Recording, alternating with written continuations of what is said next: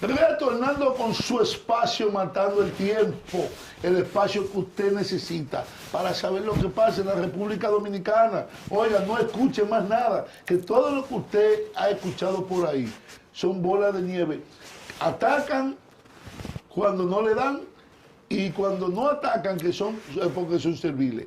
Aquí Juan Alberto Mercado y un servidor Gustavo Lizardo le dicen a usted la verdad, le lleva el informe con análisis. Tenemos aquí el plato fuerte, esperado por nosotros y por todos ustedes. Tenemos aquí al doctor Carlos Escalante, un jurista de prima categoría, comunicador, penalista, y a su cargo tiene más de 15 demandantes del proceso del YEC-C. Fue un actor principal de lo que se vivió en el conocimiento de la medida de coerción. Doctor, buenas noches. Los micrófonos de Matando el Tiempo están abiertos para usted. Muy buenas noches, Gustavo. Buenas noches, doctor Mercado. Y buenas noches a todos ya los que están aquí en sintonía con Matando el Tiempo. Viendo que el país vivió un hecho que en pocas partes del mundo se ha vivido. Tenemos algunos hechos, como lo que pasó en Bucarest, que le costó el gobierno al ejecutivo de turno en aquel entonces. Tuvimos hechos como en Brasil, que hubieron unas cuantas víctimas en discotecas, y nos tocó aquí con YEC-C. Doctor, la primera pregunta, y disculpe que le interrumpa.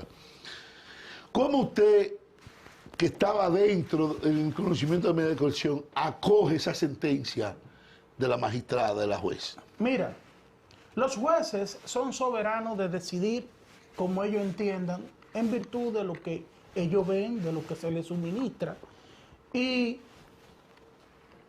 decimos, bueno, la juez pudo haber fallado de otra manera. Pero hay algo muy importante, que es que yo voy a hacer eco y voy a traer las declaraciones del magistrado Wilson Camacho.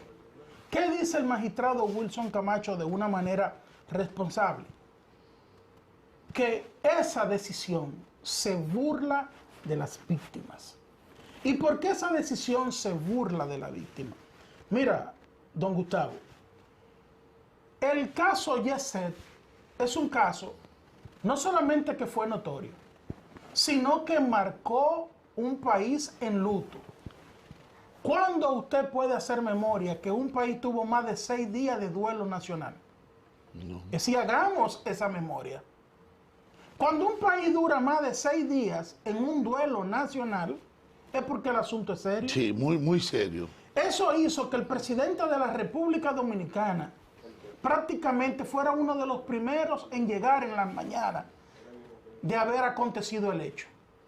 Eso marcó más de 200 personas fallecidas, más de 100 niños huérfanos, y la cantidad de heridos está por determinar, porque el día de esa audiencia habían muchos heridos en silla de ruedas, con muletas, en los pasillos, que no pudieron acceder al salón de audiencias. Doctor Escalante, desde el punto de vista de lo que la sociedad ha visto ya, porque ya se fijó una fianza al empresario, ¿qué usted nota en la justicia legalmente?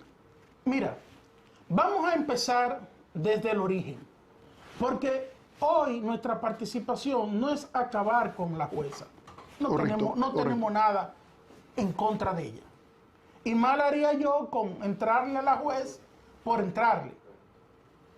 Aunque sí tengo reservas desde el punto de vista que lo vamos a ir analizando en el día de hoy, que pudo haber sido un poco más severa. Cuando usted dice severa, ¿a qué se refiere?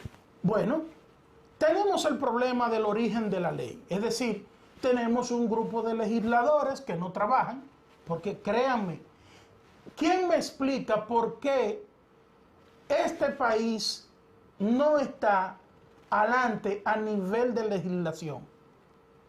Señores, estamos discutiendo un código penal que tiene más de 20 años en el Congreso. Correcto. Cuando ese código ya venga a salir, no es un código nuevo, será un código viejo todavía. Obsoleto. Correcto. Y lo estamos celebrando porque no tenemos otra cosa, pero en realidad son más de 20 años un código estancado en un Congreso. Y nosotros manejándonos, señores, para que ustedes entiendan, con los códigos de Napoleón. Ay, es Dios decir, mío. nosotros nos estamos manejando con los códigos que Napoleón redactó en aquel entonces. Dígame usted, muchos elementos que afectan a la sociedad de una manera negativa, muchos crímenes y delitos de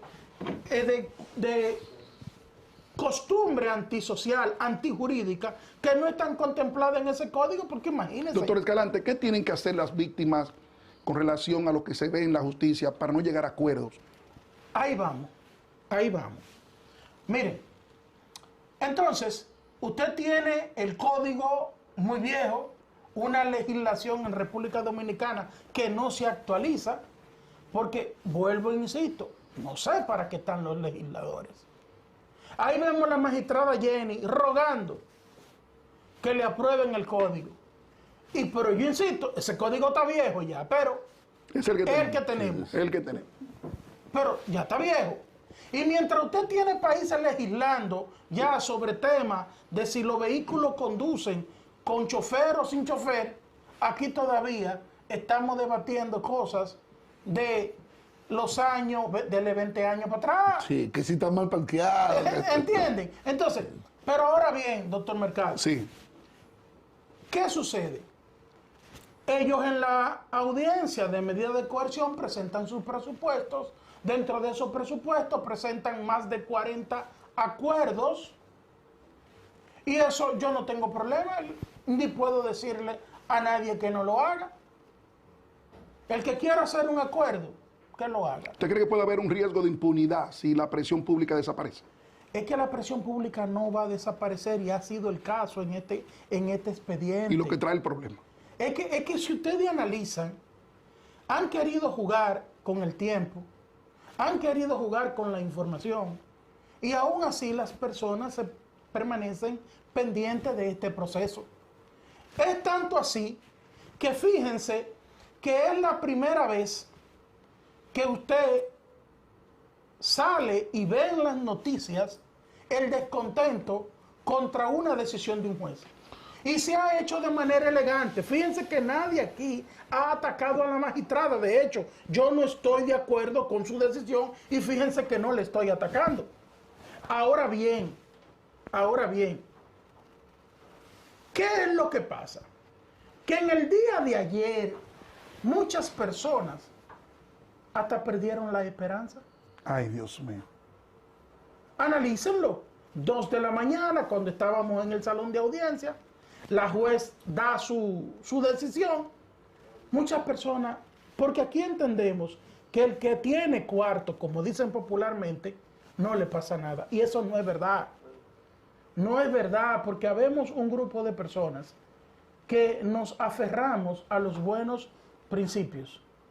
Y verdaderamente el daño, y es como le digo yo y le dije al juez, a la jueza en ese momento, traiga 50 bolsas de cadáveres llenas de cuerpos y vamos a organizarla aquí para ver qué pasa.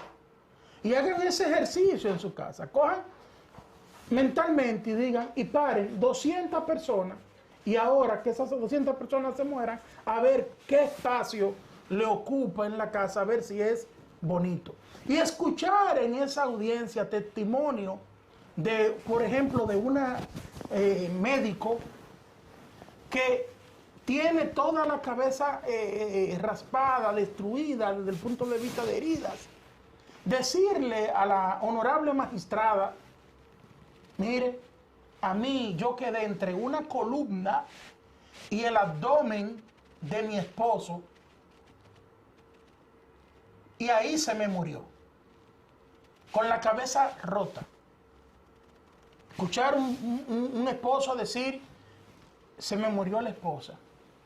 O escuchar un niño decir, se me murieron mis padres. Y verdaderamente es un drama social, un impacto social, que nosotros, no sé si es que no nos estamos dando cuenta, pero el daño social es demasiado. Y una de las cosas a verificar en la medida de coerción, no solamente la pena, porque no hemos enfocado en la pena, Y no estamos viendo el impacto social del hecho. Correcto, excelente, así es. Es decir, ok, la pena, eso yo lo puedo entender. Sí. Pero el impacto social a mí nadie me lo está explicando. Y todo el mundo está hablando de que la pena es de 3 meses a 2 años. De 3 meses a 2 años. De 3 meses a 2 años. Pero ¿y el impacto social? El daño a la sociedad. Doctor, ¿han tenido ellos como empresa, como grupo legal, la parte demandada, algún acercamiento con usted? No he tenido y por el momento ni me interesa. ¿No llegaría usted a un acuerdo? Es que eso no depende del abogado. Siempre va a depender del cliente. El abogado solamente es medios. Pero al final, los casos no son del abogado, son del cliente. Uno como abogado se limita a dar una opinión y el cliente decide qué hace con su caso. Pero por el momento, a mí como abogado no me interesa, porque es que yo siempre he dicho, Gustavo y don Mercado, que yo, si tengo que elegir entre mis intereses personales y los intereses de mi pueblo, yo elijo los intereses de mi pueblo. Correcto. Aún me muera de hambre.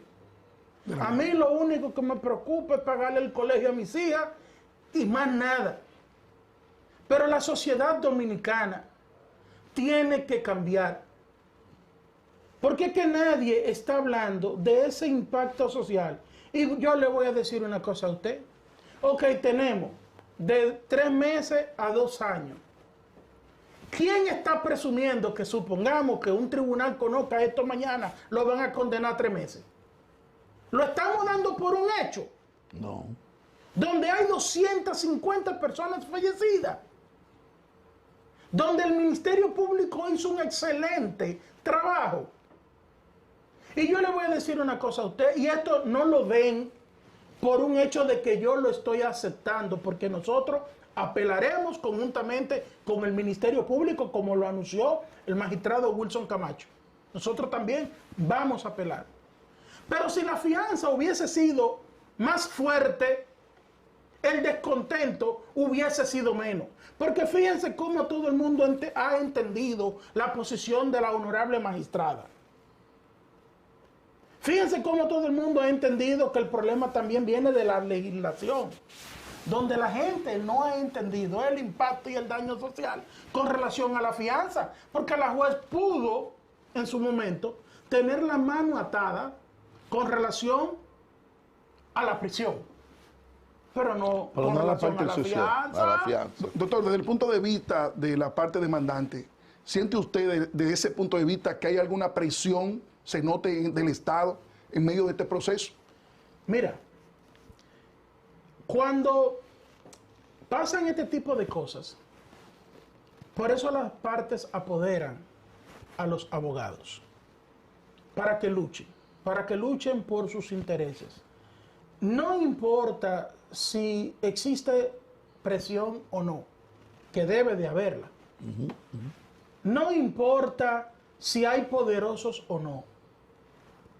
Yo lo que digo que como Carlos Escalante hay otros abogados que van a llevar esto hasta las últimas consecuencias. Y que a lo mejor no ganemos, pero lo vamos a pelear hasta el final. Cuando usted dice no ganemos, ¿a qué se refiere? No, lo estoy viendo faltando a la esperanza. Están matando la fe ahí, doctor. ¿Qué pasó ahí? Lo que le estoy diciendo es aquella frase espartano, vuelve con tu escudo o sobre él. Es decir, es que vamos a luchar hasta el último momento. No, Esperanza. Es que, señora, a mí ese fallo, al contrario, le pusieron la medida de coerción. Analícenlo. Vamos a analizar. Muchos dicen, no, perdieron. No, pero no perdimos. De los clientes suyos hay muchos que se mantienen o han perdido. No, nuestros clientes están firmes. Ok. Firmes.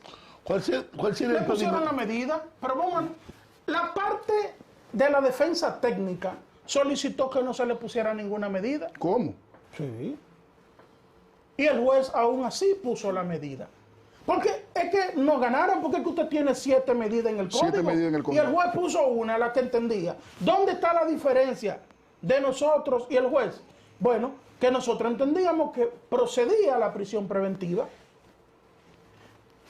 Y, ojo, no estoy aceptando la fianza, estoy diciendo que si por lo menos la fianza hubiese sido más robusta, es decir, esos 50 millones de pesos, ponerle un ejemplo, 10 millones más, y no en contrato, sino en efectivo, de repente, con el tema de las penas, que el señor Antonio Espaillá nunca ha delinquido, porque fíjense que yo en ningún momento he llamado delincuente al señor Antonio Espaillá. No tiene por qué y hacer. lo he tratado con respeto.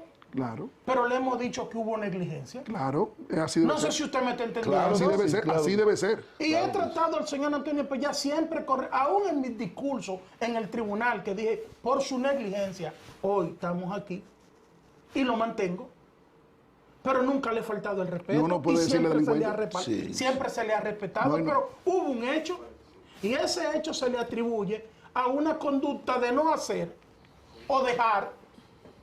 Entonces, ¿eso se va a discutir en el tribunal? Sí, se va a discutir. Ahora bien, nunca hemos perdido las fuerzas para luchar hasta el último minuto, hasta la última decisión, porque yo entiendo que el daño social aquí es lo que hay que valorar. Sí. Más si el señor Antonio Espaillá ha tenido problemas con la ley, más si el tema es o no es que hubo un daño social. Y ese daño social hay que repararlo. Y el tribunal tiene los mecanismos. Por eso es que el magistrado Wilson Camacho dice, se burlaron de la víctima. Doctor, ustedes como parte demandante, ¿qué esperan? Por ejemplo, ¿ustedes qué persiguen? ¿Cuál es el objetivo fundamental? Aparte de que exista la responsabilidad quizá penal o civil, pero ustedes como grupo, como equipo, usted que maneja más de 15 demandantes, ¿qué ustedes están esperando o qué esperan conseguir de la parte demandada? Mira, yo he sido abogado de las víctimas tengo más de 24 años de ejercicio.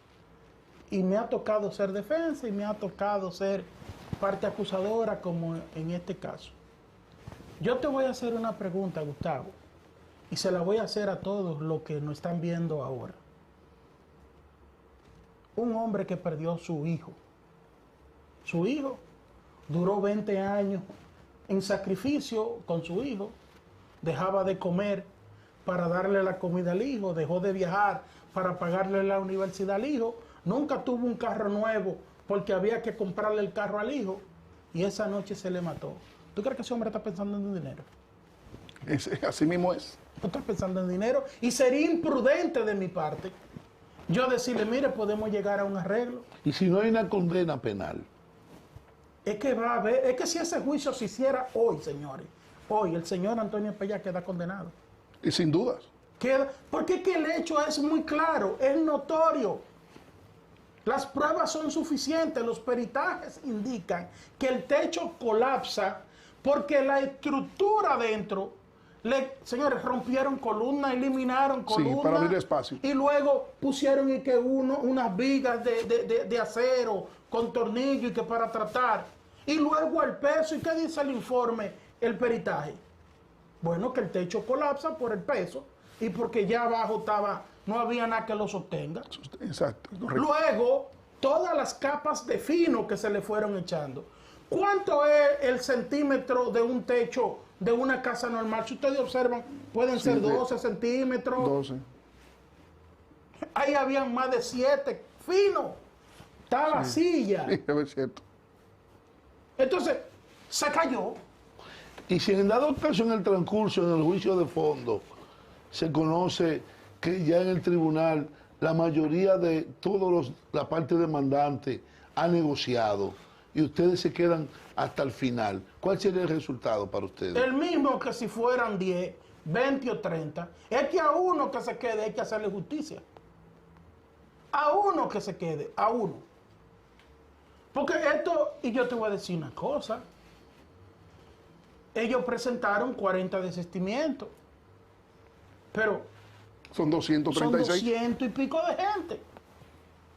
Supongamos que otros más hagan el acuerdo. Me dijeron que hoy se han hecho 25 hoy.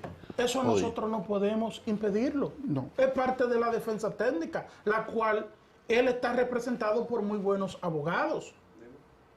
Lo que sucede es que vuelvo y te digo, hay personas que están por una cosa y por eso te hice la pregunta de ese padre.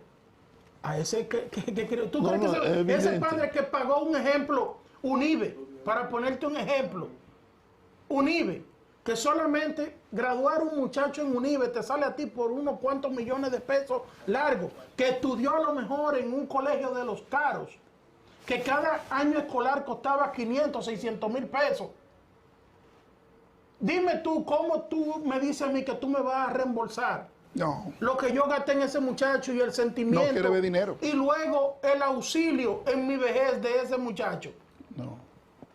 No estamos hablando, señores. Por eso es que yo muchas veces veo que de repente, hicimos un acuerdo. Y yo lo vi, los acuerdos que depositaron en el tribunal. De a 75 mil pesos, de a 200 mil pesos.